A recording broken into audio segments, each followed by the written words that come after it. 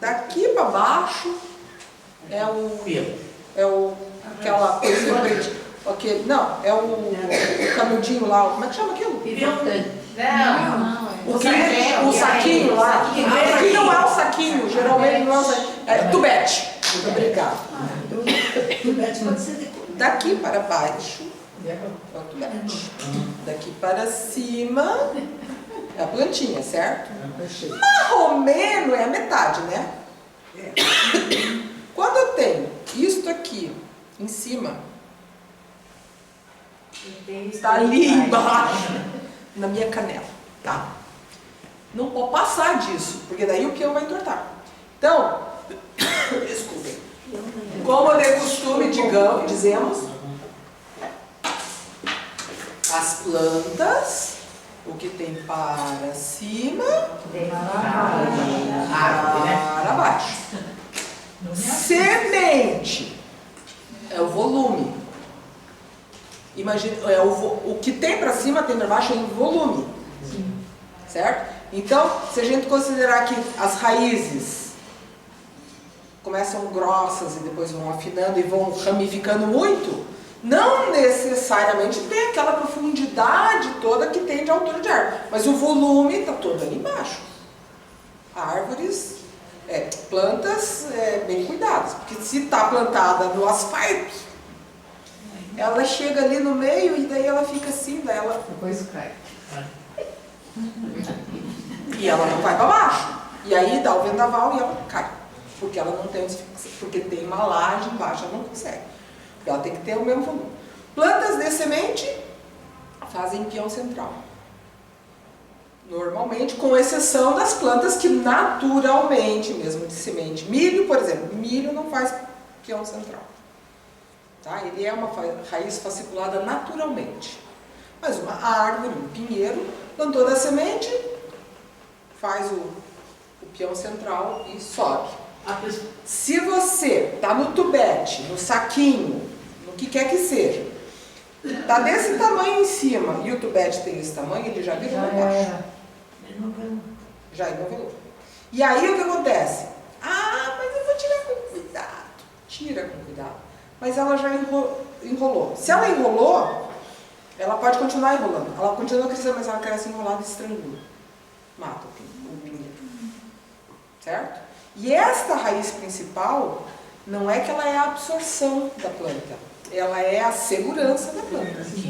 Então, porque o que está para cima, está para baixo. Então, ela tem que crescer aquela raiz principal, que vai ramificar. Na projeção da copa, do pinheiro, ali para baixo tudo tem raiz. Mas tem a principal que vai segurar ela lá. Porque se aquele monstro de pinheiro tiver uma raizinha desse tamanho de segurança, primeiro vento, ele capota. Simples assim. Né? Então, a gente tem que preservar. Pois é, mas as pessoas que ganham o pinheirinho, eles não sabem disso. E por isso que está caindo pinheiro. E cai. E aí, quem planta pinheiro é um bom senhor, uma boa senhora, mas tem que cuidar depois. Porque daí a gente põe na porta de casa, porque é tão bonitinho pra gente enfeitar pro Natal. Tão lindo, tão espetáculo. E daí ele começa a crescer e entra, empurra a porta, entra pra dentro de casa. E aí você tem que mandar cortar, e daí você vai na prefeitura, daí você diz, eu preciso cortar. Não pode.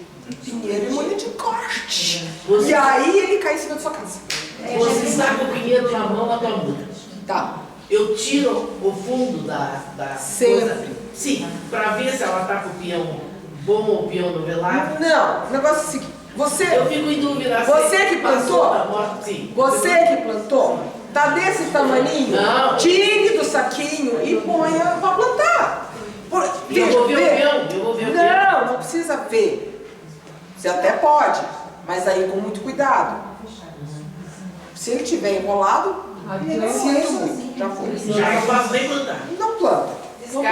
Porque ele vai... O que a raiz faz? Por que a gente... Bom, várias coisas sobre raiz. Por que a gente faz o bercinho da raiz quadrado? Não. Porque a raiz começa a crescer. Daí ela vai lá, daí ela não encontra um impedimento, ela... E aí, ó. E ela se autoestrangula. E ela mata a planta. Tem muita planta que às vezes a gente olha no jardim, ai, tava tão linda, tão linda, tão linda, tão linda, e de repente assim, do nada morreu. Aí você desenterra, ou tá com a lata ainda, ou tá com aquelas amarração daquelas coisas, ou a raiz de novo. Café acontece isso. Café acontece. De novelar aí você tá com a muda linda, quase produzindo, e você vai morre do nada. Porque não morre isso. Então, se é você que plantou o seu pinheiro, primeira coisa, não ponha num pacotinho. Eu ponho o deleite. Já ponha um maior. Eu ponho o deleite sempre. Cresceu. Tá lá, o que tá para baixo, tá para cima, não deixa crescer mais. Por quê?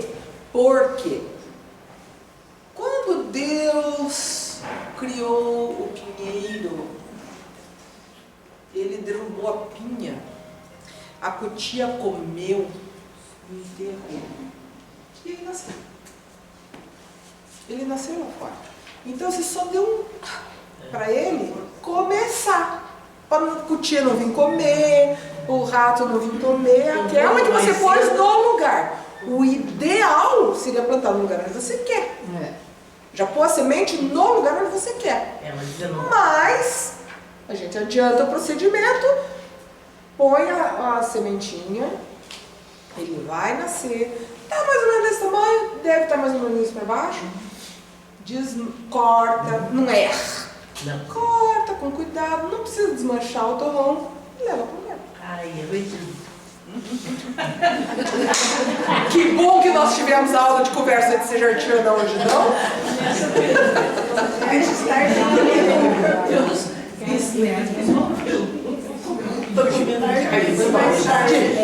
já observei como a araucária, quando acontece isso, que a gente planta de ponto errado, ela leva um ano, ela morre. Morre, ela morre, ela acaba morrendo. É o bem que ela está fazendo. Sim, porque depois ela vai acabar estragando. Ela é presa. Ai, gente, que tá. Não, tá dando espirro parado no meu nariz. Não, a garganta tá boa. A garganta tá ok no momento. É que parou aqui, ó. Muito ligado. Ok? Senhora. Eu ganhei uma jabuticabeira. Certo? Deve ter isso daqui, acho que não chega a 1 metro, Tá. né? E aí? E aí?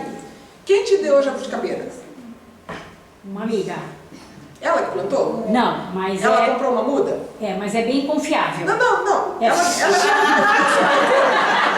Deixa eu molhar o bico. Ela comprou uma muda e te deu de presente. Sim. Não foi ela que plantou. Não. Provavelmente é uma muda de estaca.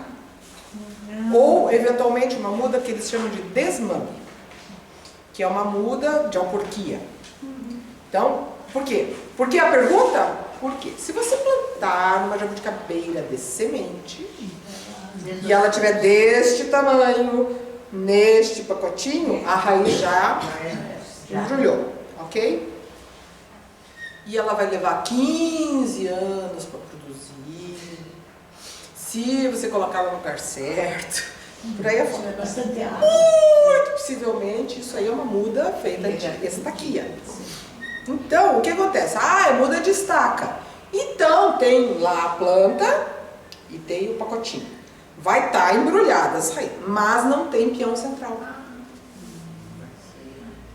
Só tem peão central, mudas obtidas de semente. E aí a gente tem que cuidar. Senhora. Essa muda feita de estaca, ela produz? Produz mais rápido do que a da semente. Porque a da semente vai levar 15 anos para produzir jabuticaba. 5 anos para produzir laranja. Sei lá, 50 anos para produzir tâmaras. Carinho. Dica. Na frente da casa que o meu filho está reformando, tem uma jabuticabeira na calçada. Certo. Junto tem uma oliveira. Certo. Nós queríamos tirar essa jabuticabeira. Quanto junto? Bem junto. 10 centímetros. Eu tirava a oliveira. Mas eles não querem tirar a oliveira. Eu tirava a oliveira. Dá para tirar e transplantar? Ela já dá Que fruta. tamanho ela está? Ela está... Está na calçada? Aham. Com as pedrinhas em volta? Ela Vê. tá, ó, a calçada tem uma parte assim. Tá. Daí tem aqui uma jabuticabeira. Aham. E aqui uma. Exatamente. Sem contar que tinha tamareiras que eu Miriam, vem aqui, faz favor. Por gentileza. Vamos ser bem, Sem contar, bem claras. Bem didáticas. Carne, sem contar que tinham 2 tamareiras desse tamanho que eu já matei. Ok. Você, ó, temos uma jabuticabeira É assim mesmo. e temos uma oliveira. Assim, né? Aham. Os galhos se entrelaçam. Olha lá as raízes. Isso mesmo. Bem assim. Quem você vai tirar?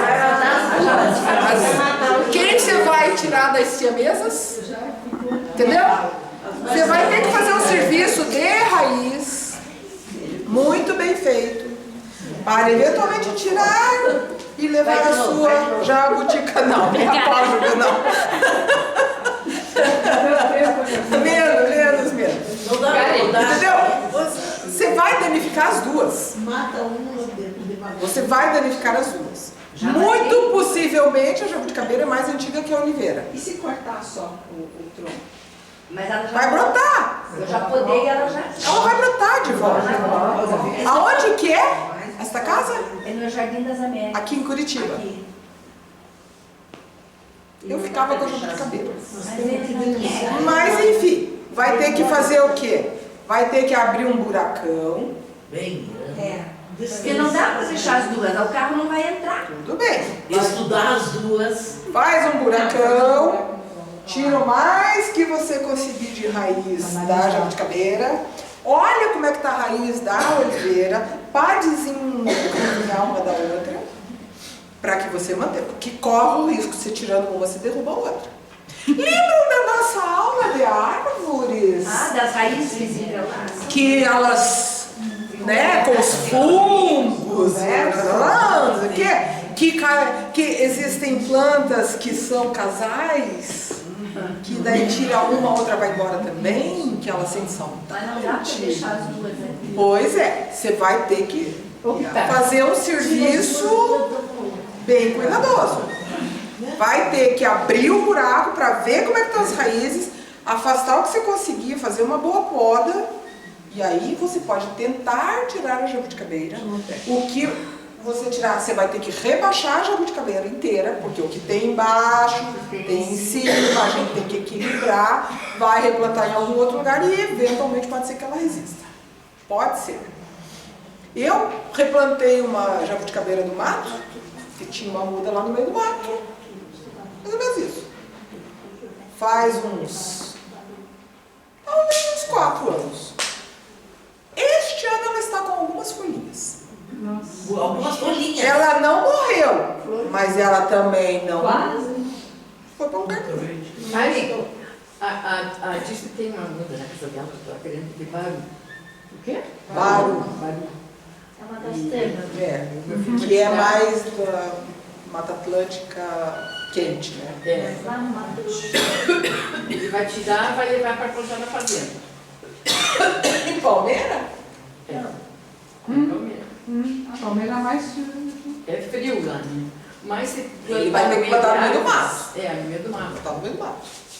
Mas Assim, ele tem que plantar no meio, na beira do mato, voltado para o norte, Ficar do sul, né? para ela ficar protegida do sul e receber bastante calor do norte, protegida do resto, porque a hora que der geada vai matar. sabe o que você me essa semana? O baobá. 10 minutos. Daqui 400 anos. A gente vai lá e olha, nossos descendentes jardianos irão lá, ó, minha bisavó falou que ia ter, tá bom? a Baobá que me perguntar sobre se você tem alguma experiência, se alguém que não tem experiência com sequoia. O que você quer com a sequoia? Porque eu trouxe uma semente, eu fui lá no Yosemite Park e eu o negócio, plante a sua própria sequoia.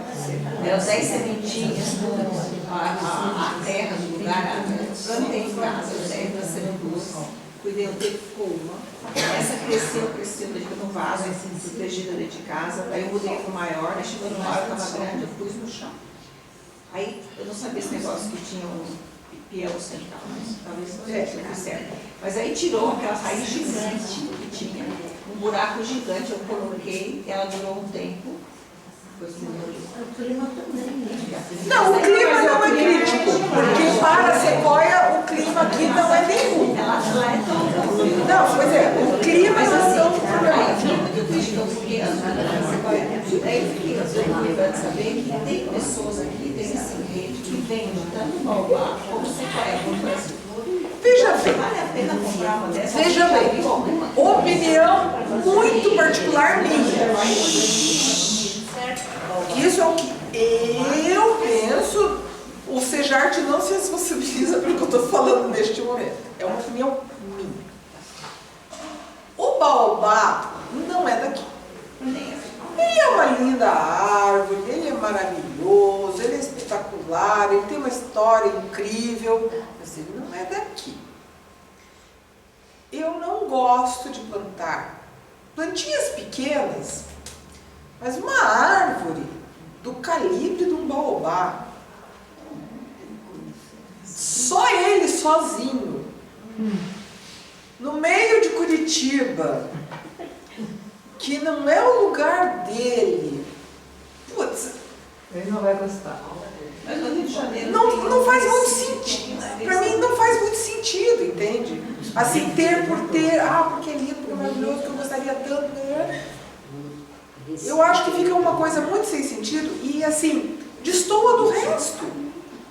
Então eu tenho, eu moro numa chácara, posso ter um monstro qualquer lá que eu queira. Vou pôr uma samaúma lá. Vai ocupar uma chácara inteira. Mas tudo bem, eu tenho esse espaço, eu quero ter uma samaúma. Ela nunca vai se expressar tão bem. Ela nunca vai estar no auge como ela está no seu local de origem e o hábitat ideal. Ela pode te dar problemas.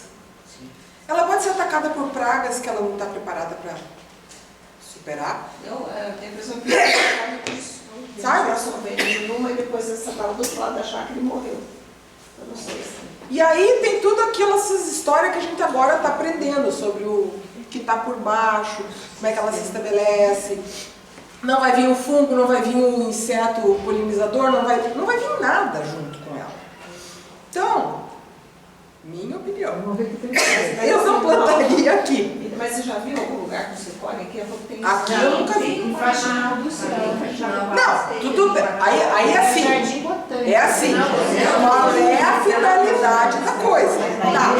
Lá no Faxinal ele tem uma coleção de plantas do hemisfério norte com a finalidade de mostrar a espécie num conjunto específico para isso. Agora, no meu quintal, sabe, planta uma jabuticabeira, quando muito uma mangueira, sabe, uma romã, sabe? Na Argentina tem um parque de sequoias. Na Argentina, que alguém trouxe. No Canadá, em Vancouver, tem uma araucária. Não é a nossa araucária, é a outra araucária. Meu amigo levou uma champignon francês, está na casa dele lá na França. Entendeu? Então, assim, dá pra fazer? Dá. Só que fica assim uma coisa, no meu entendimento, meio sem pé nem cabeça. E, assim, por mais que a gente adore, você nunca vai ter aquele esplendor do local que ela seria originária. Né? Assim como a nossa arroeira, né? A arroeira que a gente adora, né? E tá na Flórida, a maior invasão lá, né? Sabe o que fazer para acabar com a nossa arroeira. Pois é. Então, assim, é aquele negócio assim, desde lá as navegações, a gente está levando o plano de um lado para o outro, põe na bota, escondida, passa papel alumínio na latinha da batata, que é para ninguém ver, dentro do guarda-chuva no bolso. Mas às vezes a gente causa um problema tão grave que a gente não faz ideia, que aí vem junto a larvinha de um mosquito, não sei das quantas, que não tinha aqui, daí agora tem chikungunya aqui, aí não tinha. Alguém trouxe. Então, sabe? Então, mas me surpreendeu porque estão vendendo aqui. Será que a pessoa tem autorização para vender? Existe? Provavelmente tem. Mas aquele negócio, ele te vende uma coisa que talvez nunca seja aquilo que você comprou. Sabe qual? É uma sequoia, mas ela nunca será aquela sequoia. E você vai, pois é, deve ser o clima, meu terreno não é tão bom, não cuidei como devia. Não, ela não é o ideal para ela. Bota pinos aqui. Pinos adorou. Olha o que aconteceu. Deus me livre. Entendeu? Então, vamos imaginar que uma sequoia dessa vingue e daqui a pouco começa a fazer sementes de sequoia, que eu não sei quantos anos leva para dar uma semente de sequoia, pelo tamanho da árvore, talvez demore bastante, até ela atingir a maturidade para isso. E aí vai ter uma parceira, e aí vai ter uma polinização, e daí vai começar a sair. E daí, dali a pouco, por tudo quanto é lugar, tem sequoia. E fazemos o que com o resto? Então, minha opinião, plante o que é nosso, porque é bonito. A gente aqui não enxerga, porque a gente está olhando outras coisas. E se você desce a serra, ao longo do ano, a cada momento tem uma beleza. Tem uma amarela, dali a pouco tem uma vermelha, dali a pouco tem uma laranjada, dali a pouco tem uma cor de rosa, a branca, a roxa. Gente, a gente tem uma diversidade maravilhosa. Então, é lógico que a gente gosta do que é de fora. A gente gosta das comidas que vêm de fora, a gente gosta das plantas que vêm de fora. Mas aqui ela não se expressa como se expressa lá. Nunca vai conseguir se expressar. Porque não é o ideal dela. Quem que levantou a mão? Diga. O Raul Cânova fala uma coisa assim, muito interessante a respeito disso, né? Quando ele vai falar, quando ele vai fazer chama ele para fazer um projeto, um jardim, uma função, aquilo, aí eu estava chegando, eu quero isso, faz a listinha dele lá, o que ele quer, né? Aí ele fala pro cara, você já viu essas plantas aqui? Ele falou, não vi, mas eu quero. Aí ele falou assim, primeiro você tem que olhar ao redor, no ambiente que você está, na cidade que você está, ver o que tem lá, porque aquilo é que vai acontecer. Você quer a planta, mas ela não te quer. Ele fala bem assim, E ela vai falar assim pra não você, te quer, só isso. não te quero, vou-me embora, morre. E aí você pagou 500 mil reais. É assim que é. Lá na chácara eu tenho isso. Eu fiz um jardim para minha mãe maravilhoso. As vacas comeram, daí deu no bicho, daí ninguém cuidou, porque é uma chácara, meu Deus do céu, a gente não tem tempo de fazer o que precisa, vou ficar cuidando do jardim assim, né? O que sobrou, o que resistiu bravamente, é o que eu tenho. Temos bastante moreia, margarida e agapanta, as vacas não comem. Hortência. Hortência não, ninguém gosta, lá em casa que diz que é. Flor do cemitério. Flor do cemitério? Alguém lá. Eu gosto de cemitério. Pois é, mas alguém falou uma vez que no tempo dessa pessoa usava as hortênsias, ninguém gosta de hortência. E eu particularmente não gosto muito de hortência, porque ela é linda naquele período lindo, e depois ela é horrorosa, e você tem que podar, você tem que cuidar, eu não tenho tempo. Pois é, porque tiraram o beijinho da Serra do Mar e encheram de hortência. Porque a hortência não faz assim, tô chegando.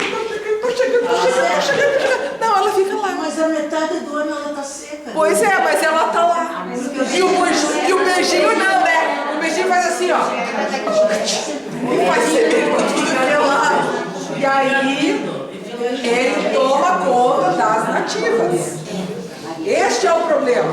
Mas, não sei se tem um problema assim. Enfim. Diga.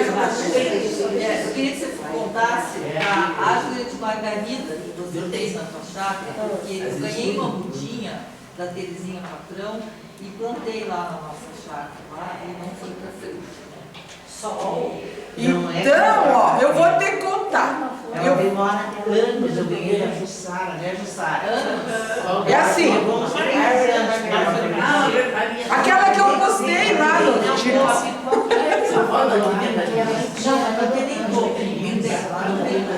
A minha, Thaís, foi o seguinte. Primeira coisa, a primeira vez que eu vi a árvore de margarida foi lá na Regina.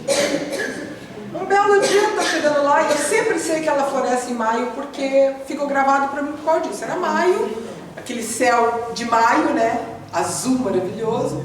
E as margaridas lá. Eu falei, nossa, que linda! Ai, a árvore de margarida. Levei anos para conseguir uma muda. Até que eu descobri que, para fazer a muda da árvore de margarida, precisa ser um galho grosso. Não adianta galinho fininho. Ela tem que pegar galhos grossos. Tá bom, ok. Inúmeras vezes, aqui, ali, não sei aonde, peguei, mas nunca deu certo. Aí, nós fomos lá no Benedito. Da primeira vez que a gente foi no Benedito, isso foi... Deve ter uns 7, 8 anos, talvez. Aí, o Benedito das Abelhas em Monte de Tudo. E ele tinha lá. E daí veio uns tocos. E aqueles tocos lá em casa foram e voltaram, e eu... Enfim, em algum momento eles foram para um viveiro. E vingou 2 ou 3, sei lá. E aí, eu plantei nesse lugar que eu mostrei, que eu passei a foto para vocês. E esqueci. Um belo dia, eu olhei, florido. Era só um pedacinho só, um galinho quase. Aquela monstra daquela bola florida. Eu falei, não acredito, vingou. Aí o meu caseiro, não, mas eu plantei aqui. Eu cuidei dela. Eu não passei a roçadeira nenhuma vez em cima dela. E ela veio. Então é meio assim. Ela, depois, a hora que ela veio, ela veio. E a gente também tem, fazem 2 anos que não tem inverno, né? 2022 não teve geada, 2023 também não tem. As minhas são enormes, dá uns 6 metros de altura, estão esplendorosas. Tem galho. Eu faço muda de galho fino, só não pode ser aquele galho verdinho. Não é que ele tem que ser um galho maduro, vamos dizer assim. E aí em 2021 ela foi no chão, com a geada de 2021, aí o ano passado floriu. Sim. E tudo, e esse ano tá um espetáculo. A minha tá mas se dá geada nas chácaras, elas vão no chão. México, né? Ela não é daqui também. Mas ela é igual as abelhinhas. Ela é invasiva? Não é. Não é porque a da Regina, ó, anos e só ficava ela ou aquela. E a minha eu não vi nenhuma muda em volta. Ô, Caio, mas eu tô no lugar que você chega aí. Tá muita geada. Pois é, aí é que tá. Deu geada forte ainda, né? Esse ano nós vamos ter um inverno interessante. Vamos ter um inverno interessante porque nós vamos ter laninha. Então vai ser assim, uma semana como essa, todo mundo debaixo das cobertas, e semana que vem já é 25 graus. Mas me fala que nós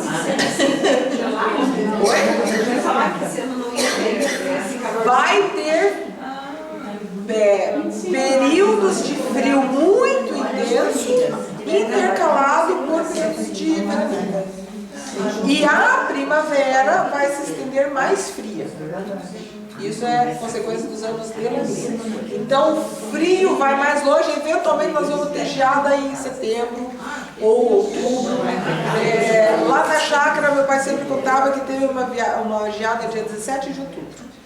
Obviamente que uma geada desse tipo não é uma geada tão dramática, porque o ambiente inteiro não está tão frio mais.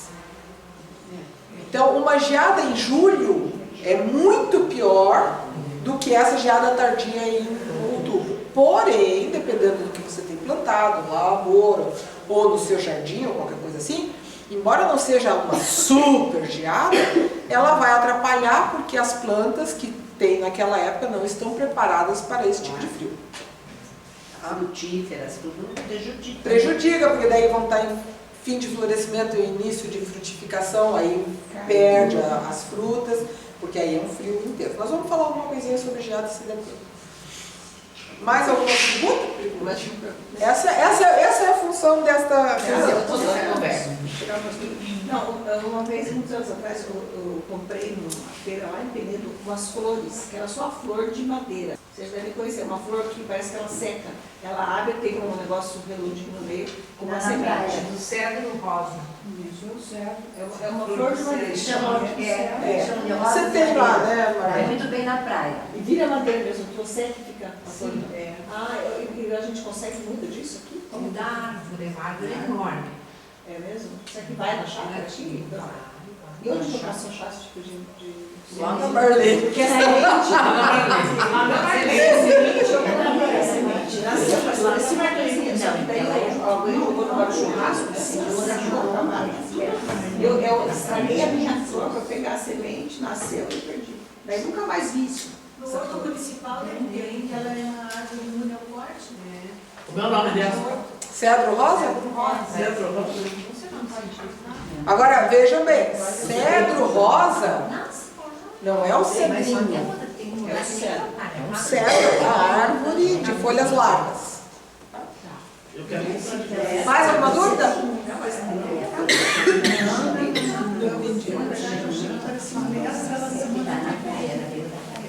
Que dália? Ah, tá. Estou querendo saber quando é que é a palestra. Semana vem, quarta-feira que vem, dia. Diga, Marilu. No caso da geada tardia, então quando que a gente vai podar a hortênsia? Não, é assim.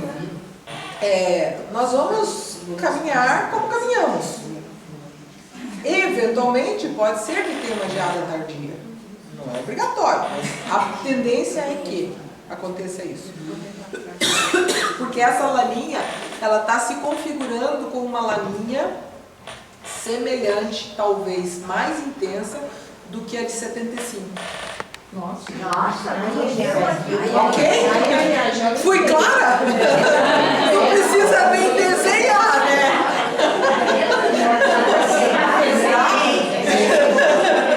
Então, assim, se vocês quiserem informações detalhadas a respeito, etc., olhem no YouTube o canal do Ronaldo Coutinho. Esse cara é bom, ele é batuta, ele acerta muito e ele tem um canal de meteorologia, de clima, vamos dizer, ele dá previsões climáticas. E ele sempre fala bastante sobre o Laninha, quando é o Ninho, e ele explica bem explicativo. Então, se vocês perseguirem ele no YouTube, vocês vão ter muitas informações bastante pertinentes que vão fazer com que a gente consiga atravessar este ano com uma calma no que diz respeito ao clima. Essa é uma rasteira. Sim. essa que ele serve. Veja lá com a Marlene se é essa mesmo, mas eu acho que é. Não, essa é uma rasteira, ela Também tem uma outra que parece com essa daí. Então, ó, mais uma pergunta? Diga. Esse ia perguntar. Porque na tua casa ninguém gosta de hortênsia, né? Quando era criança, tinha 2 portas em casa. Soltava ela direto nas hortênsias. Tinha que fazer uma cerca. Ela de chocolate para elas. Pensa. Eu, quando era menina, tinha uns 6, 7, 6 para 7 anos. Não, menos. 6 anos. Que foi quando a gente veio para Curitiba. Então, que eu morava em Brasília. E aí, em janeiro de 71, nós fomos para Gramado. Acho que é isso. Eu tinha 6 anos. Aí, eu ia fazer 6 anos. A gente ficou num hotel e tinha, obviamente, hortênsias, né? Aos borbotões. E aí, quando a gente foi sair à noite, qual não foi a minha alegria de sair no varandinha do parque, aquele mundo de sapo em volta. Coisa mais gostosinha, aquela mutueira de sapo, tudo que lá. Pra mim, eu associei uma coisa com a outra, sabe? Então, né, vai ficar que nem lá em Gramado, aquele mundo de hortênsia, aquele mundo de sapo. Já chega os que já tem aqui em casa. Deixa que é. Então, particularmente, eu não gosto de ornamentar com hortênsia, porque justamente, o período que ela tá bonita, ela tá maravilhosa. Mas quando ela tá feia, ela é horrorosa. E dá trabalho. E eu não tenho tempo para fazer o trabalho que precisa ser feito. Certo? Bom, nós vamos falar rapidamente sobre algumas coisas sobre o inverno. E eu fiz alguns slides com o texto do calendário verde que vai estar com vocês na semana que vem da revista. Para a gente discutir alguma coisa, porque daí fica fixado, quando vocês forem ler lá na revista, vocês vão se lembrar. E se tiverem mais dúvidas, vocês vão continuar fazendo com nós, tá bom? Bom, então, ó, dia 20 de junho, às 17h50, acontece solstício de inverno. O que é um solstício? Você sabe o que é o solstício? É o dia mais longo do ano. O dia mais curto ou o dia mais longo, depende de onde você está. Se ele é um solstício de verão, é o dia mais comprido. Se ele é um solstício de inverno, é a noite mais comprida, logo o dia mais curto. Este é o dia que marca o início do inverno. Certo? Depois nós vamos caminhar, ele vai ser o dia mais curto, né? E aí depois ele começa a crescer devagarinho até o equinócio da primavera, dias iguais. Então, do outono até o inverno, o dia diminui. Depois do inverno até a primavera, o dia começa a crescer. Tá? A noite mais fria, a estação mais fria. Durante o dia, o sol atinge a menor altura aparente do céu. Então, o que acontece? No verão, como é que o sol caminha? Quando é inverno, Pelas beiras. ao norte. Ele deita para norte. Por quê? Nós vamos ver na foto. Tá? O que acontece é isso. Então, por conta da inclinação do eixo da Terra, a gente tem essa diferença. Se o eixo da Terra em relação ao Sol fosse retinho, a gente não teria essa variação de hemisfério norte e hemisfério sul. Certo? Teria verão e inverno, mas não com essa oscilação que a gente tem. Certo? Então nós estamos lá, ó, no solstício de inverno, que ali neste ano, desta fotografia era em 22 de junho, esse ano vai ser dia 20. Então tem essa inclinação, e aí o que acontece? O Sol está mais voltado, mais lá no norte. Né? Quando é verão, ele está passando bem aqui em cima. Então, qualquer casa que vocês vão, que tem uma parede voltada para o sul, ou ligeiramente assim, sul, sudoeste, quando é verão, bate sol, praticamente. Né? E quando é inverno, nem luz não chega lá. Certo? Porque o sol está todo para frente, todo no norte. Certo? Que é o que acontece aqui. E aí, a gente tem que lembrar dessa oscilação toda quando a gente planta plantas na frente de janelas e quando a gente projeta as casas com as janelas voltadas para determinados pontos cardeais. Né? Que a gente tem que ver que o Sol, ele, além dele caminhar assim, ele caminha assim também. Vocês já viram isso? Aqui é no dia do solstício de verão. Daí o Sol começa a nascer mais para o norte. Quando é ao contrário, ele começa a nascer mais. Então ele caminha aqui e ele caminha assim. Então todo esse caminho do Sol faz com que a gente coloque as plantas e enfim a nossa casa com janelas aproveitando essas condições. Então, se você quer um lugar fresco no verão, você tem que ter um beiral razoável para fazer a sombra, porque o sol está passando mal. Mas, no inverno, se o beiral é muito longo, não bate sol nenhum, né? Porque o sol já é meio de fiambre, e daí vai lá na frente, aí ele vai bater, ele chega muito fraquinho para você. Então a gente precisa pensar sobre isso.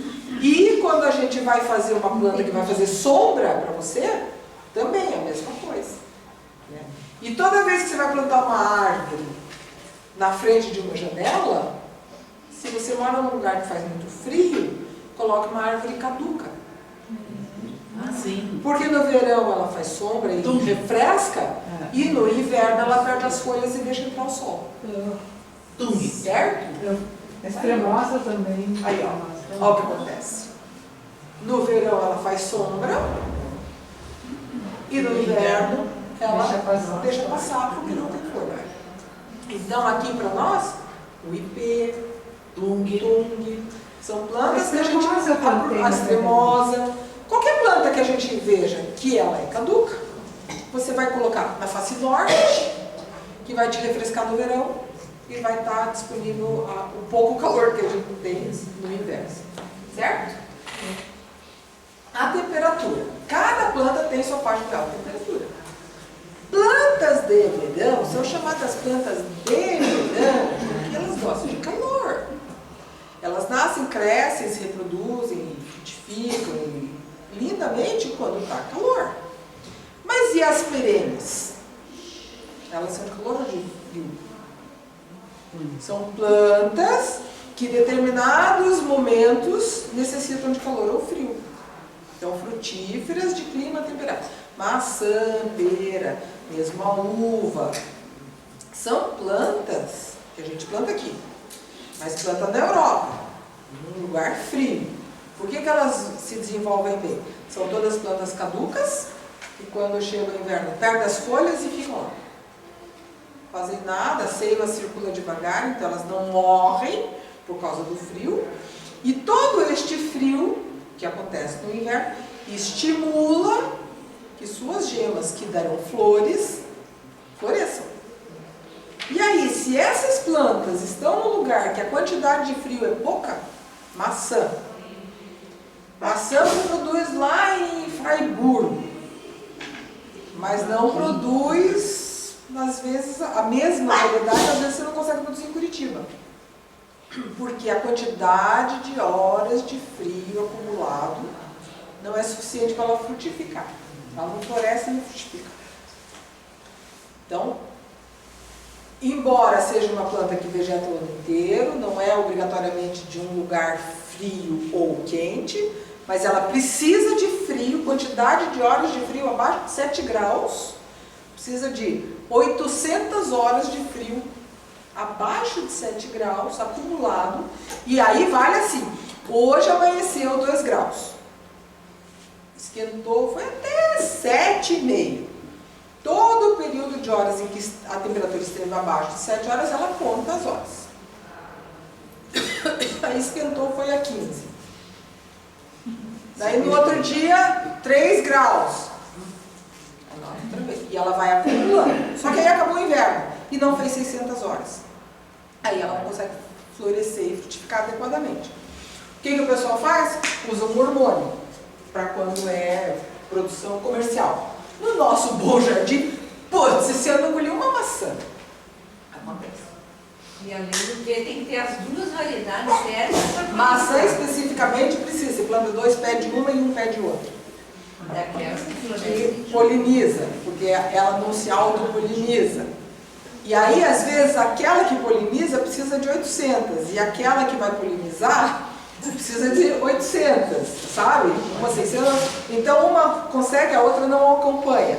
Então, a temperatura é uma coisa importante. E o inverno favorece determinadas coisas que acontecem nas plantas. Então, o frio que faz no inverno, às vezes, nem é o frio que elas precisam tanto. E algumas plantas, basicamente, vão morrer se der uma geada em cima.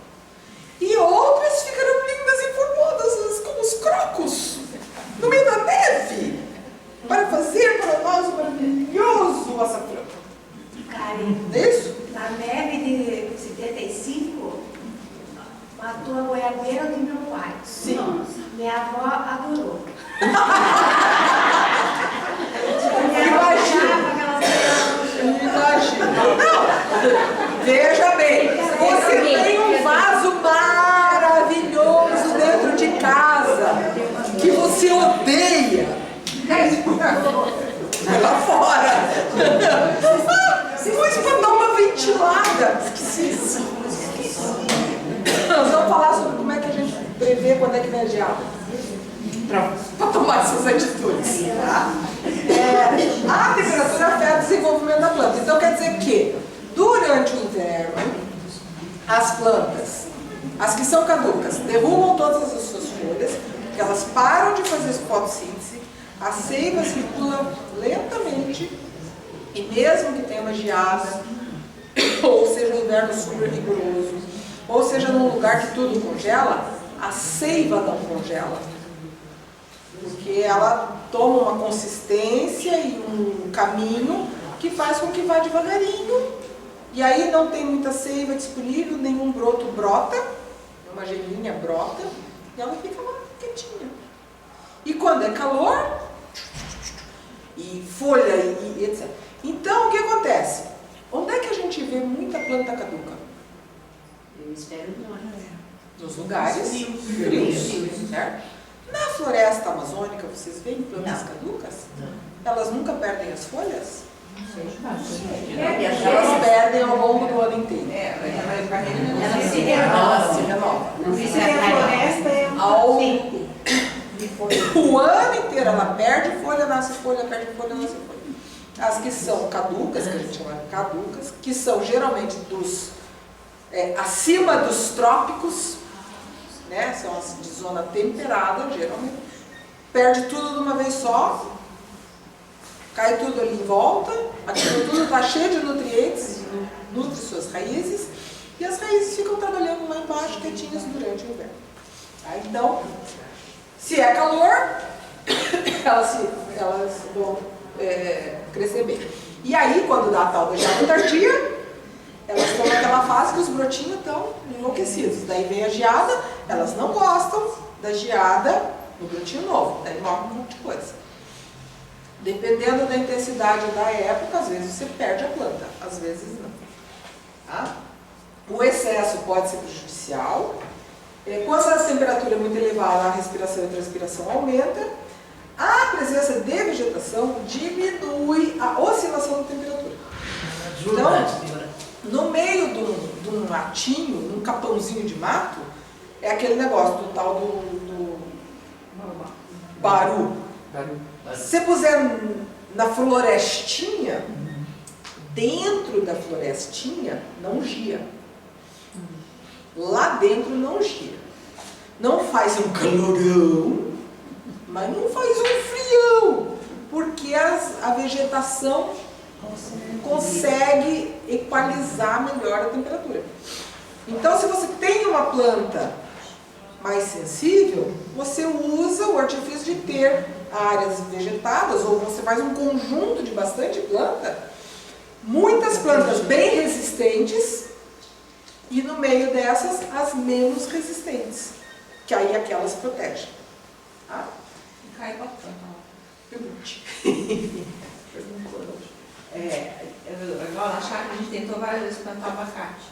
Tá. Ela tá linda no vaso, mas você põe no chão, vem a geada lá. Você vê pertinho da tua, não sei se você tem abacate. Eu tenho.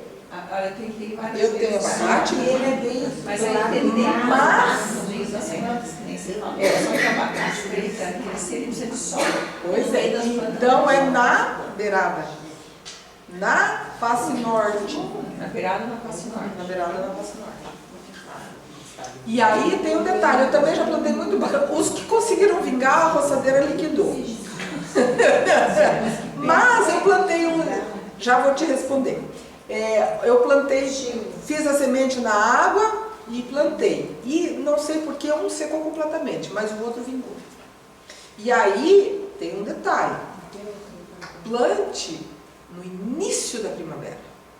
Na hora que começou aquele... Porque daí ela tem o ano inteiro até o próximo inverno para se estabelecer. E aí, com certeza, ela vai superar.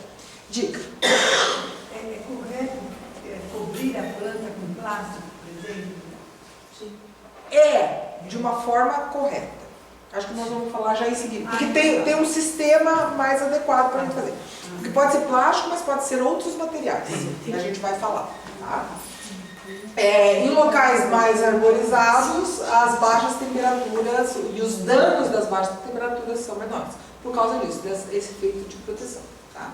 E aí nós temos os efeitos das geadas, que nós já vamos falar. Então tá aqui. Ó. Existem inúmeras classificações para geadas, mas uma delas é, de acordo com o aspecto visual, geada branca e geada negra.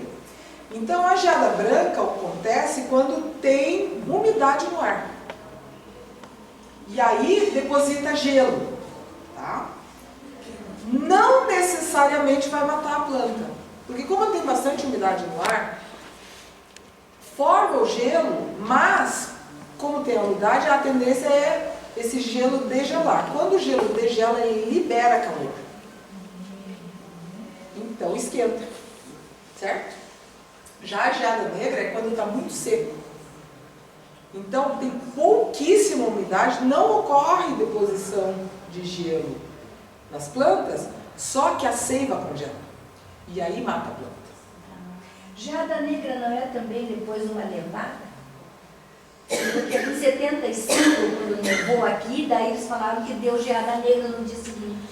Porque no dia seguinte só fez frio.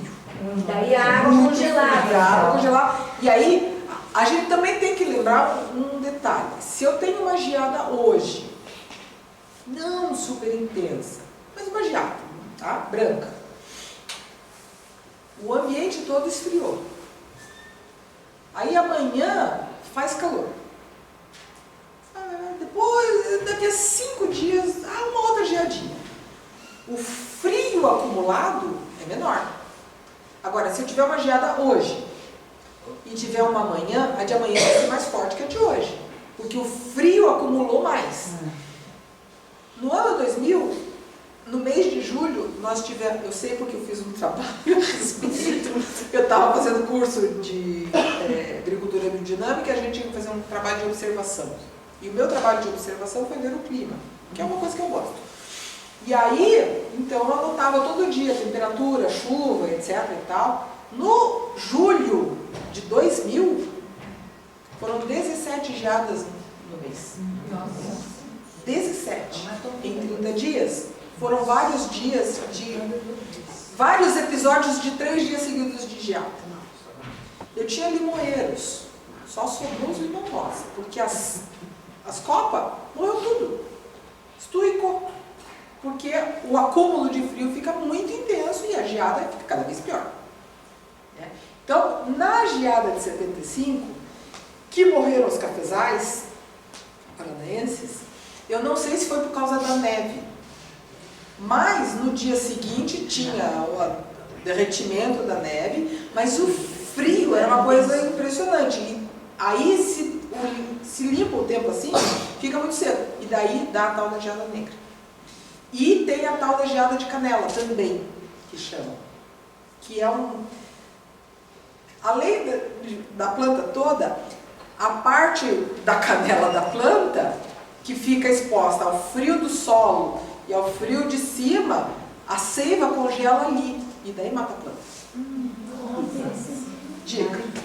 Eu lembro quando eu fazia o segundo grau de regime, e várias vezes eu fui para frente a pé, e ia quebrando. Eu já fiz prova prática crocante. Crocante. Uma prova crocante. Mas era jada negra. Eu me lembro que teve vezes assim que dava mais ou menos. Sem ver o gelinho, se só. Porque ela levanta a terra, né? Ela é negra por quê? Porque não é um processo de água na terra, não. Ou tem água na terra. Veja bem, quando você põe a sua forminha de gelo no freezer, o que acontece com a água que está dentro da forminha de gelo? Ela faz assim Ou ela faz assim? A água, quando congela, aumenta o volume.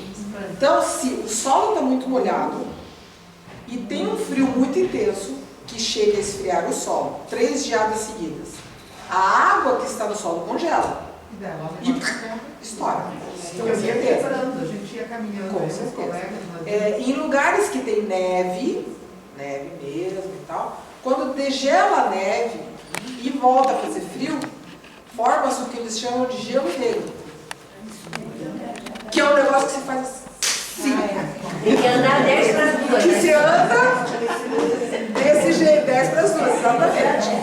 Por quê? Porque a água da neve derrete e aí continua fazendo frio, ela vira gelo. E aí uma camada de gelo.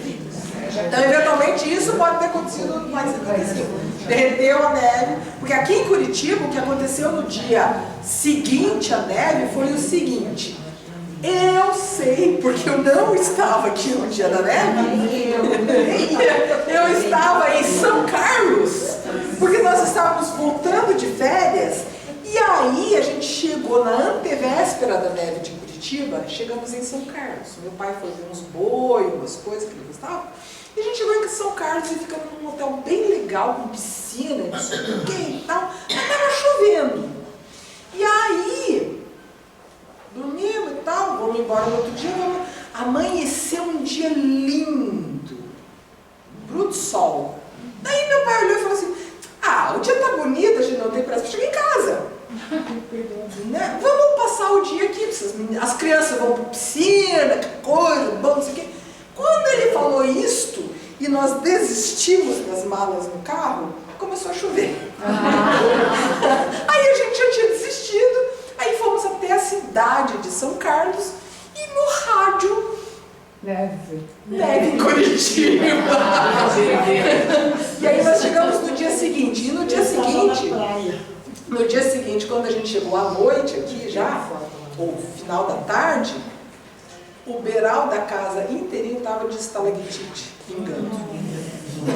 Foi uma delícia, a gente não só não viu a neve, como ficou com todo o frio subsequente, foi um espetáculo. E a casa estava gelada, porque, sei lá, 15 dias, um mês, sei lá quanto tempo a gente tinha passado de férias, provavelmente um mês, naquele tempo a gente tinha férias, não é? As crianças podiam brincar.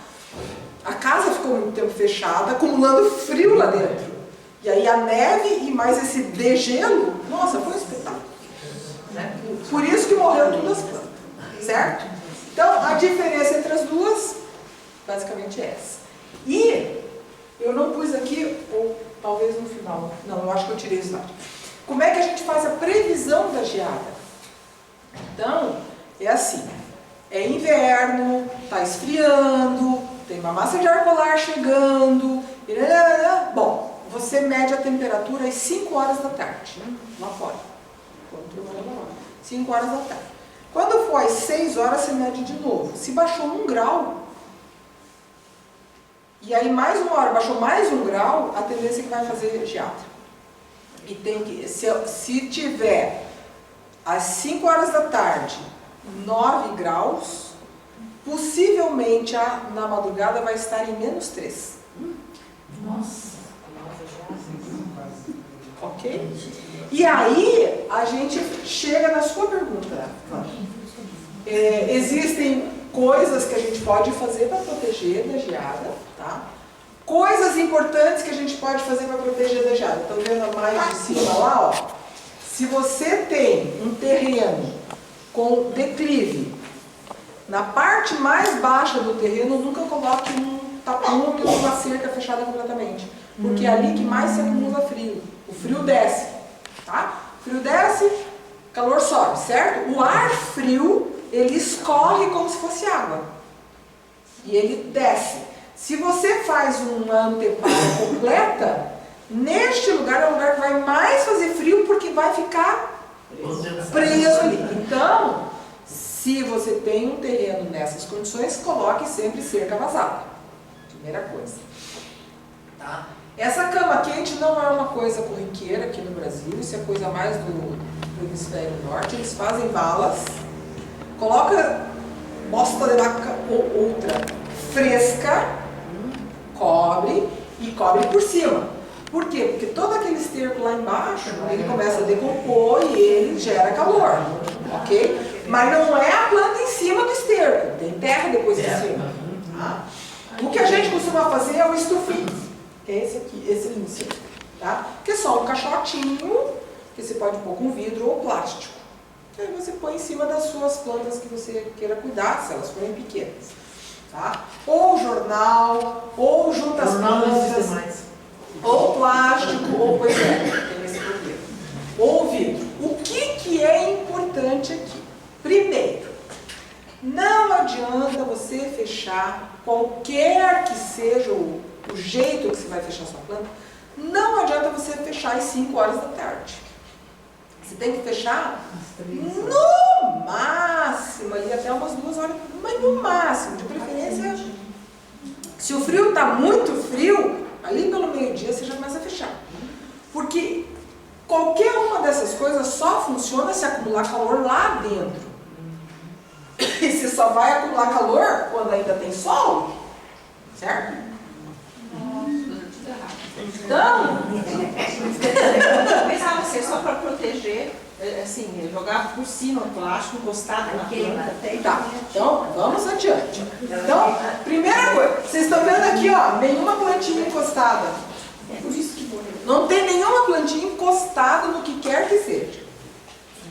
Plástico, então, mas não encosta de jeito nenhum na planta. Porque não só você não guardou calor dentro, como o plástico gela e aí congela a sua planta. Então, E no dia seguinte bate o sol e quer queimar. acaba de fazer esse estrago. Então, o que acontece? Planta. O invólucro maior. fechado na hora que acumula calor. E não adianta fechar só em cima, né? O vento vem lá embaixo. Então você fecha bem fechadinho, volta, fecha o que quer que você queira, no horário que ainda está calor. De dia, 1h da tarde, mais ou menos. Um dia que nem hoje, 2h30, ainda dá tempo. Porque ainda vai ter sol. E onde está a sua planta? Porque ela vai acumular calor se bater sol nela. Se ela está na sombra, ela não vai juntar calor. Certo? Então, fecha para juntar calor lá dentro. E aí depende do material que vocês querem. O plástico, ele segura o calor. O papel vai segurar menos. Vai transpirar um pouco mais, etc. Mas segura também.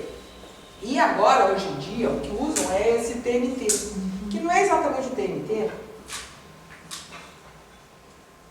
mas que daí o pessoal joga direto em cima, né, Marlene?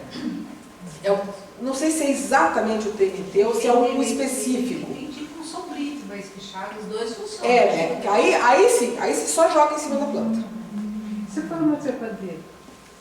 Se for uma trepadeira, que trepadeira é?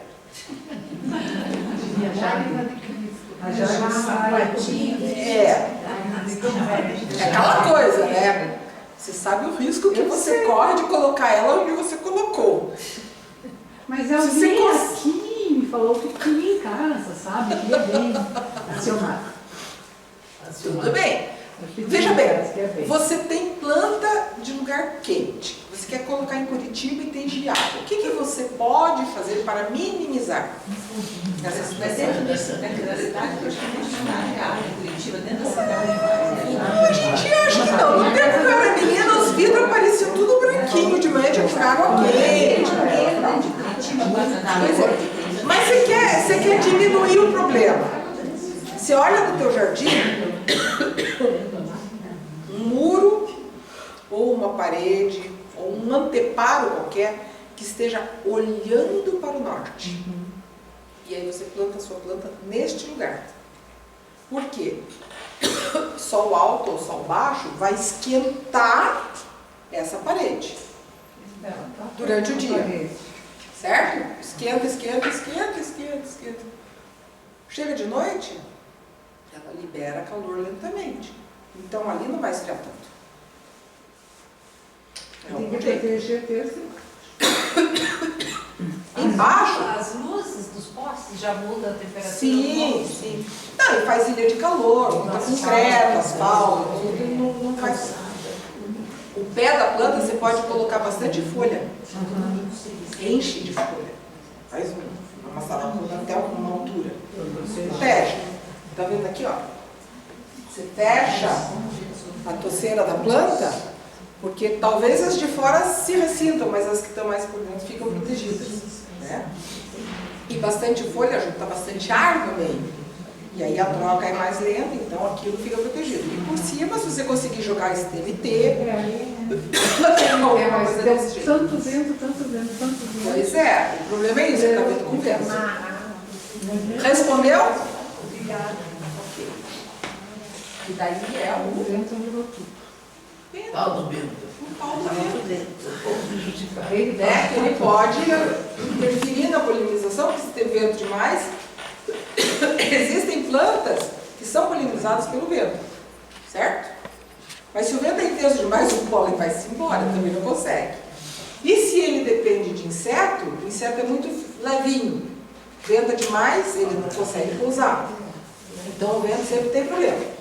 Interfere na temperatura e umidade. Então, estamos com 13 graus aqui dentro da sala. Você vai lá fora, está ventando, está menos 5. Tá. Não, esse aqui não vai resolver. Não resolve, mas Esse me dá mais coceira na garganta. Muito obrigada. Muito obrigada. resolve. Não, mas deixa quieto. Eu já vou acabar. Então, aí você sai lá fora, o vento está menos 5. É verdade. Porque o vento faz isso. Aí o vento, não bastando abaixar a temperatura, retira a umidade. Certo? Então fica seco e gelado. Então a gente deve controlar. Como é que a gente vai controlar? Já vamos ver. Antes disso, ó. Além do frio, isso aqui é lá do texto da Gengibre. Não. Isso é calma.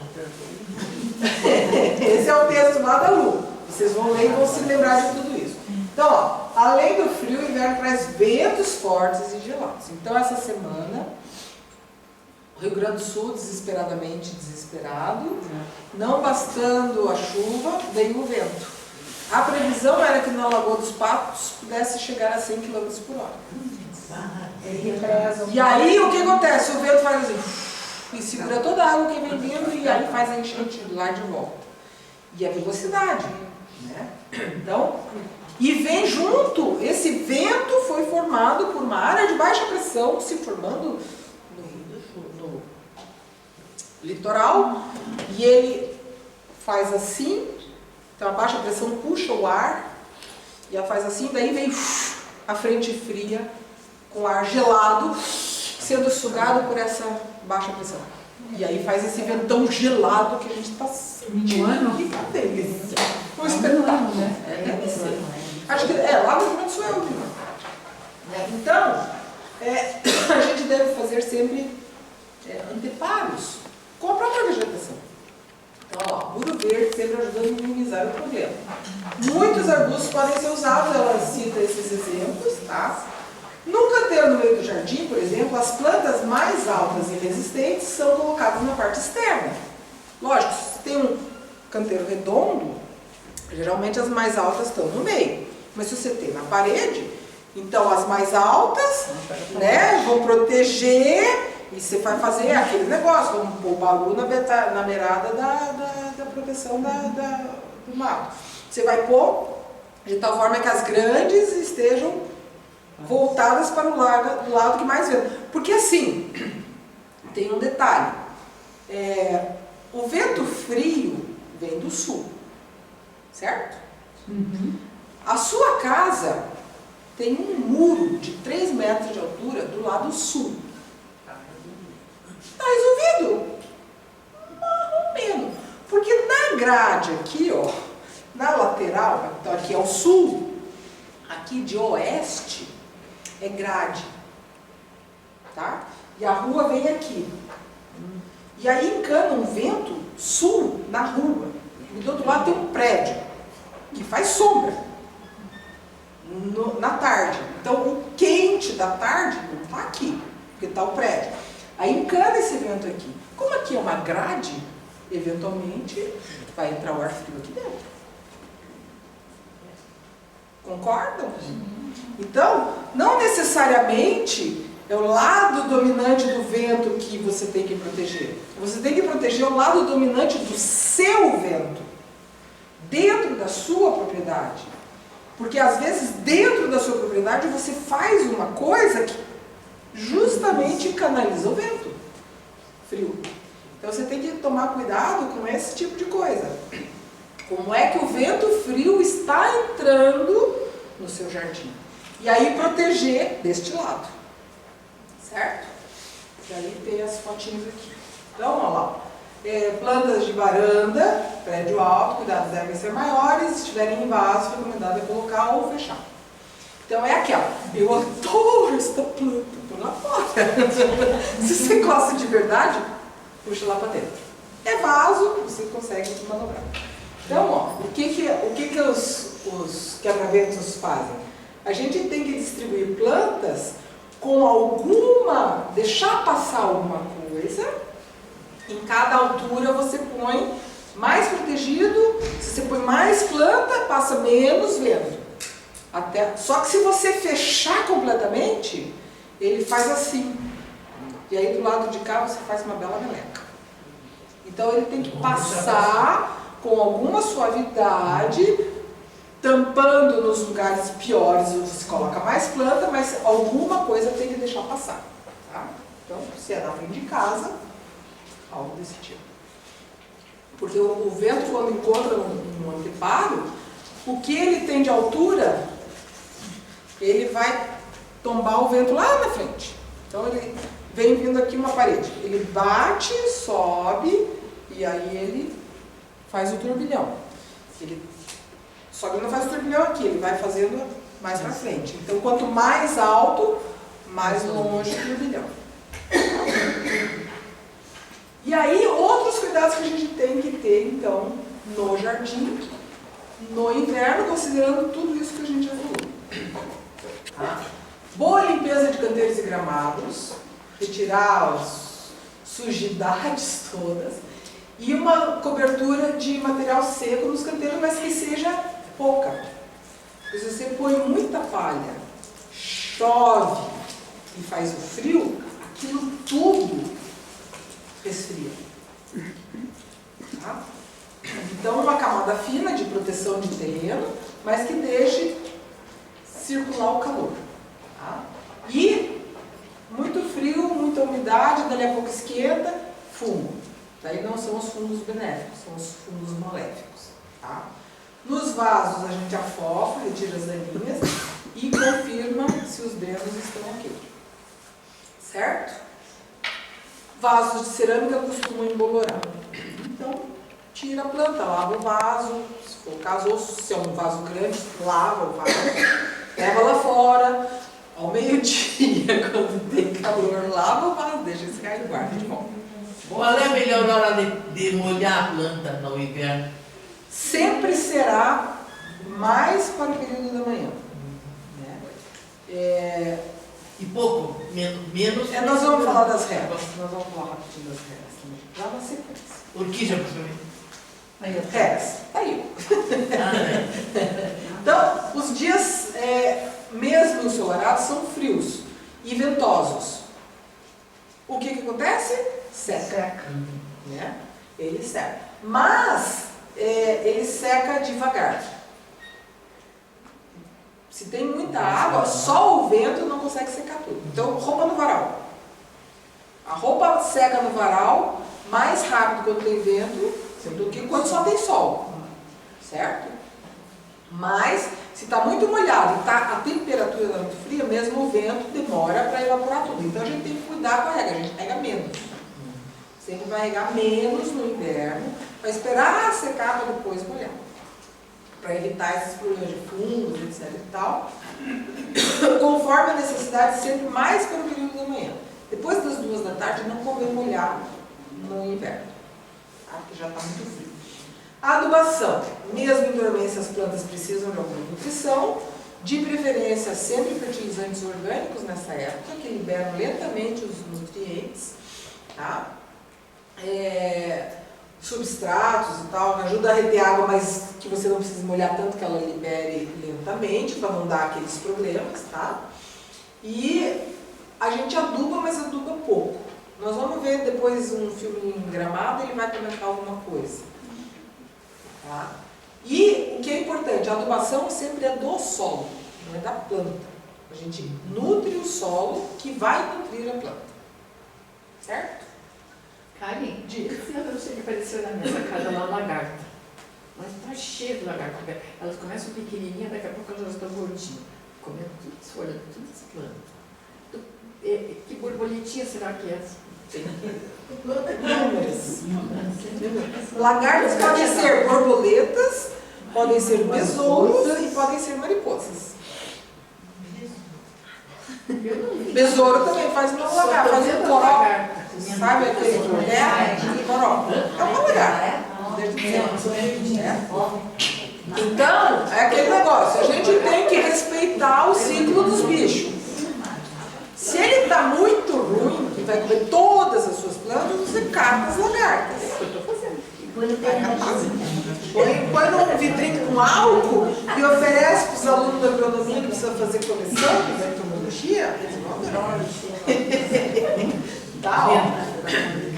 Pragas e doenças. Tempo úmido propício para armazenamento de lesmas e caramuchos. Apesar de que com muito frio também eles não gostam muito de caminhar. Então é importante a limpeza. Então aquela limpeza que a gente fez nos canteiros para não acumular muito material também aumenta a umidade, lesmas e stérias, né? Fazem parte do ecossistema, mas às vezes incomodam mais do que ajudam. Então, ó, uma receita boa é cerveja. Você põe os pratinhos rente no chão e põe cerveja. As lesmas são atraídas pela cerveja. O cachorro não toma cerveja?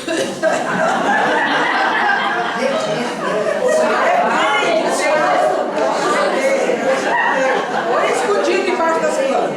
Mas enfim, ele vai atrair. Vai atrair as lesmas vão cair ali.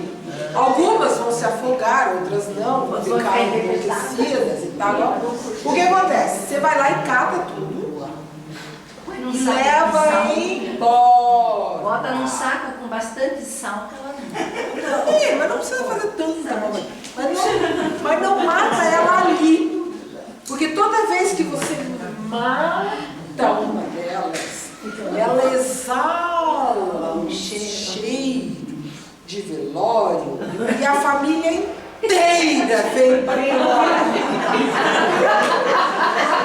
e dá um frenesi naquela bicharada e eles começam a namorar demais e ainda nasce mais família. Então, a gente, mesma coisa, você pode jogar um saco de estopa, um pano de chão, põe ali nos lugares que você vê que tem bastante, elas durante o dia, tá calor, deixa úmido aquele pano, elas vão tudo para baixo do pano. Aí você junta. Faz o quê? No vizinho. Queima. Longe das suas plantinhas. Para não chamar ninguém para o velório, tá bom? Entendido? Entendido? Chega, filha. Eu já sabia dessa história do fenômeno há Sim. tempo, e lá em casa tem muita lesma. Eu comecei a catá-lo de qualquer tamanho. Papel, toalha, dobradinho, com amor e carinho, saquinho, plástico. Teve dia de eu juntar mais de 50. Pequenininha, média, grande, mãe, vó. Família do tratamento só tem tido aquelas pessoas. Então você vai acabar eliminando. Uma hora que você elimina. Mais nenhuma. Se você for pelo lado da agricultura biodinâmica, eles fazem os preparados biodinâmicos. Então, não sei se para a lesma tem, talvez tenha, deve ter uma lua específica que você coleta e queima aquilo, e daí você espalha a cinza nos lugares onde você não quer, e em princípio aquilo repete. Tem essa. Então, por exemplo, se você quer espantar ratos, tá? Infestar de rato, você pega alguns ratos na lua, você das quando tem touro, na lua cheia, na constelação de touro, maio. Como é que fala isso? Escalpela ele. Aí o corinho você queima, dinamiza e espalha a cinza e eles não veem. Melhor ter um gato. Gato em casa. São coisas. O que é importante? Toda vez que você vai fazer alguma loucura desse tipo, é assim. Você quer espantar, joga pro vizinho fogo. Quer espantar fogo. Quer atrair água.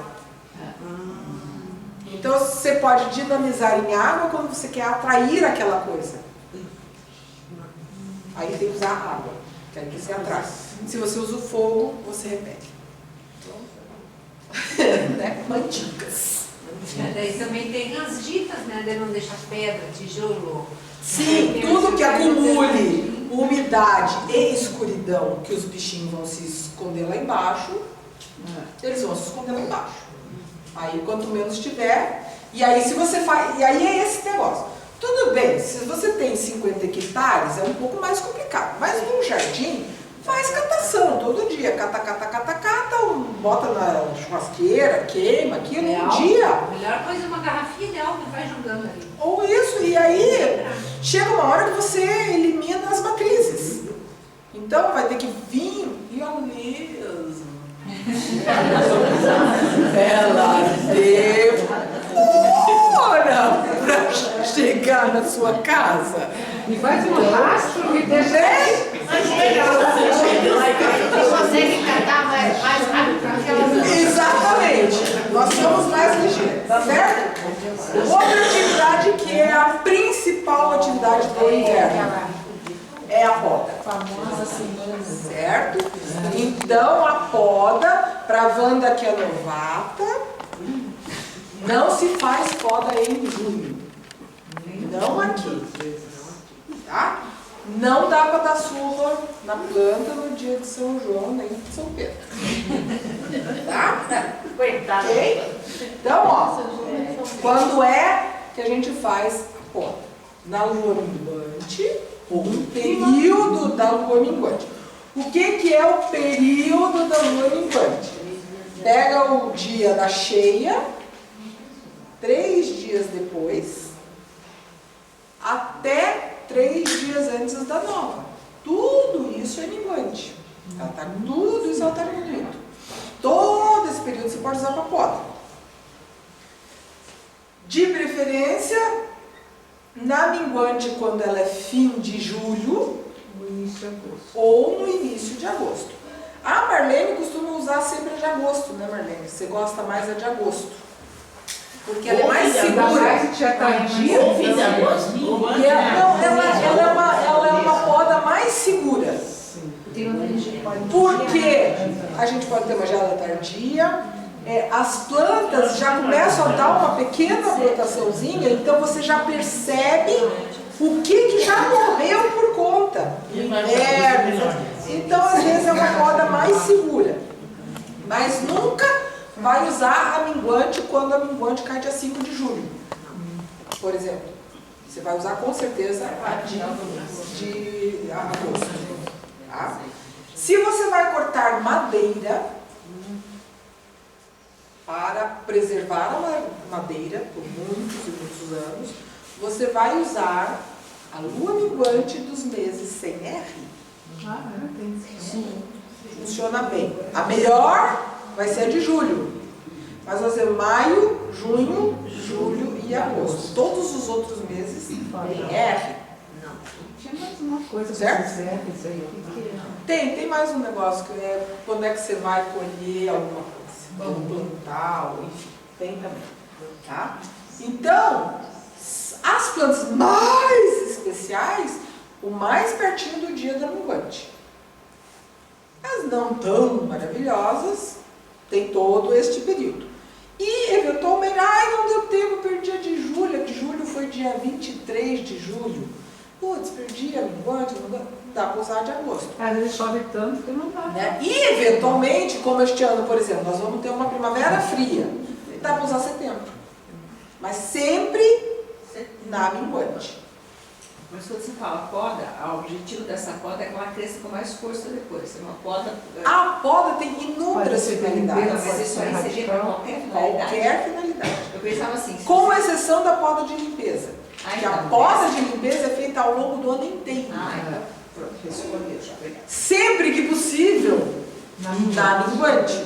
Mas, como dizia a dona Regina, menino saiu, foi brincar de manhã cedo, se lameou inteiro, porque estava uma delícia a chuva. Você vai esperar até as 5 da tarde para dar banho? Não dá.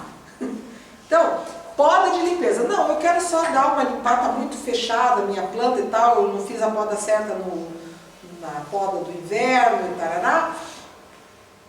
Você espera minguante. Ah, tem um galho lascado. Se corta na hora que você viu. Tem um galho doente, é na hora que você viu. O galho atrapalhando a vida também. Assim. O galho está atrapalhando a tua vida? Espere a minguante. Errei! Não dá para cortar na hora que ele está te atrapalhando, mas se você pode, é melhor. Estava me incomodando. Melhor. Tem um detalhe importante. Quando você... As épocas diferentes da poda. A poda de inverno é a poda em que as plantas estão quietas. Você dá o formato da planta, você induz a formação de flores e frutos, porque você diminui galhos de vegetação e aumenta os de frutificação. Tem, né, todo um contexto da poda de inverno. Porém, se você fizer uma lindíssima, bem feitíssima poda de inverno na azaleia, o que acontece? Foram-se as flores. Por quê? Porque a azaleia floresce na boca da primavera. Então ela está preparada no inverno. Ela está prontinha no inverno. Você poda, acabou-se. Só no Você pode em fevereiro, né? Qualquer planta. Qualquer planta que floresce na boquinha da primavera, você não poda no inverno. Você vai podar depois que ela florescer. Por outro lado, se você tem uma planta que está muito exuberante, você fez a poda de inverno certa dela, mas ao longo do ano ela ficou muito grande. Aí o que você pode fazer? Você faz uma poda no outono. Por quê? Porque você reduz ela no outono, ela ainda brota um pouquinho, mas ela não vai longe, porque já começa a esfriar e ela cresce pouco. Então você dá uma reduzida nela, e aí no inverno você faz mais alguma outra poda, então ela não vai ficar aquela planta monstruosa quando entrar a primavera. Por outro lado, você tem uma planta que está muito fraquinha, muito vai para frente e para trás. Poda ela no verão.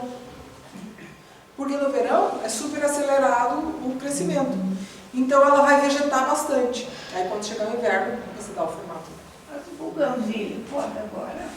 A buganvílleo vai podar depois que ela florescer, porque tem muita buganvílleo que vai florescer agora no inverno. É depois que ela florescer. Tá? Então qualquer planta que floresça, fim de inverno, início de primavera, a poda é depois do florescimento, usando a lua minguante. Por que a lua minguante? Porque na lua minguante a seiva está mais concentrada nas raízes. E aí você perde menos seiva e a planta se recupera com mais facilidade. Tá? Sim, eu tenho essa daqui, você não gosta, mas eu tenho lá. Agora no inverno. Pois é, mas qual é a lua? A minguante também.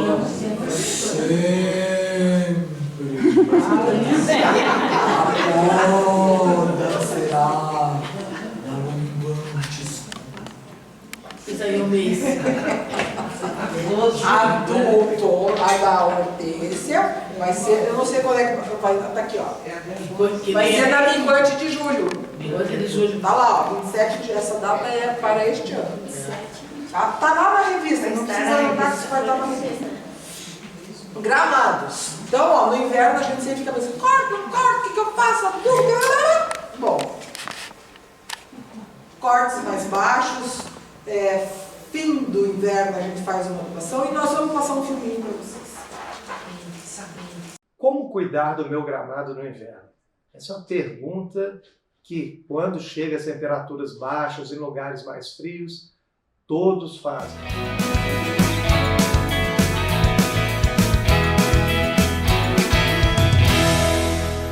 Eles querem cuidar bem do gramado e normalmente não sabem como, e muitas vezes, até de forma errônea, por informação errada ou por não saber, até prejudicam o gramado nesse período. Então, é isso que nós iremos falar sobre esse assunto, que é um assunto bem interessante para a gente manejar. Lembrando, toquem o sininho aí, inscrevam no meu canal, para a gente ver que cada vez mais estamos abrangendo um público maior e um público principalmente profissional, que trabalha no dia a dia com a jardinagem ali. Então, primeira coisa, a maioria da grama que existem nos jardins é a grama Zoysia japonica, que é a grama esmeralda. Então, essa grama esmeralda, a gente tem que dar um manejo muito cuidadoso, principalmente no inverno para ela, porque é uma grama que é muito suscetível a um fungo que chama risoctone. E é o maior problema que a gente tem com essa doença que vai alastrando no gramado e tem locais que a pessoa chega por não saber lidar com isso até a ter que trocar o gramado todo. Chega a matar o gramado todo por não saber cuidar do gramado direito no inverno. Então vamos falar desses cuidados, principalmente quais deles que nós vamos procurar ali. Então a grama esmeralda, que nós vamos falar principalmente dela, que é a grama mais utilizada em jardins, que é em torno entre 70 e 80, que é isso que as informações falam, dos 70 a 80% dos gramados utilizados em jardins são utilizados com grama esmeralda. Primeiro, corte. Qual a altura que eu devo cortar? A grama esmeralda, a gente regula o carrinho para cortar 2 centímetros até 4 centímetros de altura. O que é essa regulagem? Eu pego esse carrinho no local plano, no chão, numa mesa, e ponho do chão, do piso, até a altura da lâmina 2 centímetros. 2,5 centímetros, 2,8, 3, no máximo 4 centímetros. Então, quando eu ponho 4, toda vez que a minha grama chegou a 6 centímetros, ela cresceu de 4 para 6, 2 centímetros, eu tiro 2 centímetros, 1/3, e mantenho 2/3 da lâmina foliar. Com isso, eu não causo scalp, que é arrancar todas as folhas, e deixar a grama só nos talos. Então, ela mantém a coloração verde. Então, essa é a forma correta de cortar. Agora, no inverno, eu vou procurar cortar mais baixo. Por que eu vou procurar cortar mais baixo? Para ter menos densidade de folha. Então, eu vou cortar minha lâmina, vou regular minha máquina para 2 centímetros de altura. Toda vez que ela crescer 1 centímetro, 3 centímetros, eu corto e elimino 1 centímetro, deixando 2 centímetros. Elimino 1/3, 1 centímetro, e deixo os 2 centímetros, que foi a altura que eu regulei minha máquina para cortar. Por isso que é importante em jardins a gente ter máquinas para cortar a grama, não só cortar com roçadeira, porque com roçadeira eu não consigo regular essa altura ali de corte. O chão é o limite, eu vou cortar rente ao chão. Então isso não é um bom corte frequente para o meu gramado. Então nesse corte ali, eu vou regular para 2 centímetros a minha máquina, toda vez que atingir 3 eu elimino. Por que cortar baixo? Para ter menos área foliar no inverno, com isso vai ficar menos umidade, que eu vou ter menos superfície de folha, e eu vou ter menos problema com doença e com manejo. Eu vou ter mais insolação na superfície do solo. Então isso é muito importante no inverno, principalmente para manejar essa doença, que nós vamos fazer um vídeo específico para ela, que é a risoctone. Então, no inverno eu procuro manter o meu gramado mais baixo para evitar ter mais umidade na área foliar, principalmente aquela umidade do orvalho da noite ali, ou do sereno, como algumas regiões chamam. Um outro manejo importante é o manejo da água. Eu, no inverno, principalmente, verão, posso até fazer a irrigação ali no período da noite, mas no inverno de forma alguma. Eu vou sempre fazer irrigação no início da manhã. E, de preferência, mais espaçado que o meu gramado puder. Mas no início da manhã, por quê? Porque depois que eu molho, vem o sol e vai secar aquela umidade na superfície da lâmina foliar. Então eu fico com poucas horas de umidade ali do sol. Se eu faço essa irrigação à noite, 6, 7 horas à noite, eu vou ficar às vezes com 15 horas, 16 horas, se eu faço 6 horas da noite, só 9 horas da manhã do dia seguinte que aquilo vai secar. Então eu vou ficar às vezes entre 6 ali de 12, eu vou ficar com 15 horas de umidade. Isso favorece tremendamente doença que ocorre, e principalmente na grama esmeralda, a risoctônia, além de outros fungos também, não só ele. Esse é o que causa o maior problema na grama esmeralda, mas outros fungos também. Então, corte, água, preferencialmente de manhã, e às vezes passar de 2 em 2 dias, 3 em 3 dias ou mais, se o local e o terreno permitir. O próxima coisa é a adubação. Nesse período de inverno, para quem está com temperaturas baixas noturnas, evitar fazer adubação rica em nitrogênio. Por quê? Isso favorece também essa doença que ataca muito a grama esmeralda. Então, com isso, eu vou começar a aparecer manchas secas, feias no gramado ali. Esse manejo, como que eu vou cuidar da grama, eu não vou julgar. E aí vou fazer um vídeo também para uma adubação que a gente pode fazer no inverno, que é uma adubação rica em cloreto de potássio. Vou falar especificamente disso para melhorar essa parte de retenção de água do meu gramado. Então, com cloreto de potássio isso é possível. E também para aumentar a resistência do meu gramado nesse inverno contra a doença. Então, isso tudo vai favorecer esse manejo ali do meu gramado. Lembrando, toda vez que eu cortar meu gramado, não importa se é 1 centímetro, se eu estou mantendo meu gramado com 2 e tiro sempre 1 centímetro, não deixar a folha que foi cortada sobre o gramado. Por quê? Essa folha acumulada ali sobre o gramado, principalmente no inverno, que o metabolismo dos micro-organismos, da grama, todo é menor. Se eu deixar essa palhada vai causar um problema sério em grama, que a gente chama de tete, que é um colchão que dá no gramado. Esse tete ali no gramado, que é esse colchão que dá ali no gramado, vai diminuindo produtos chega, a irrigação chega no solo, ele evapora nessa camada, nesse colchão, que é de tecido vivo e morto que fica ali. Então esse tete causa muito problema, aumenta o problema de doença também. A risoctônia é uma delas ali, curvulária e outros fungos, cercósporas, que atacam grama, inclusive a grama esmeralda também. E esse manejo desse gramado, essa indicação dessa grama no inverno, esses cuidados, são extremamente importantes, principalmente nesses fatores que nós falamos.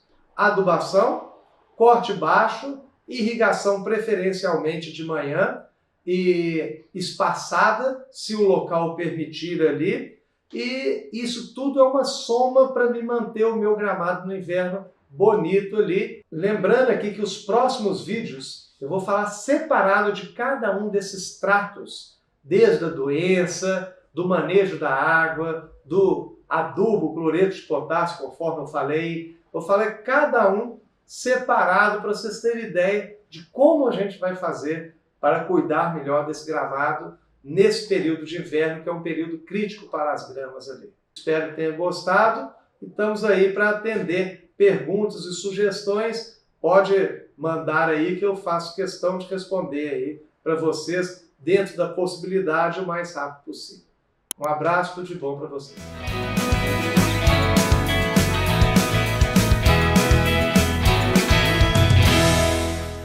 Dela é esmeralda, né? Da dona Regina? Ela não tinha, ela tinha São Carlos. Daí ela não conseguiu a São Carlos. Não é São Carlos. Esmeralda é mas depois ela trocou de novo. Porque Esmeralda é aquela pois é, porque misturou.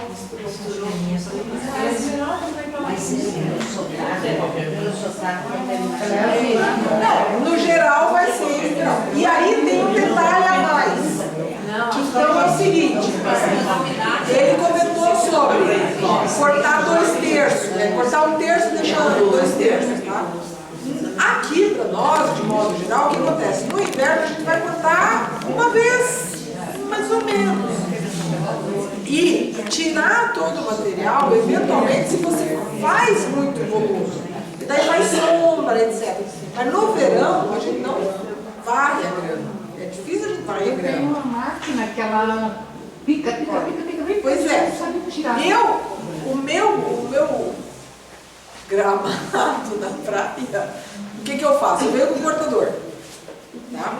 Ele sopra, ele sempre sobra por lá. Ele sobra pra cá.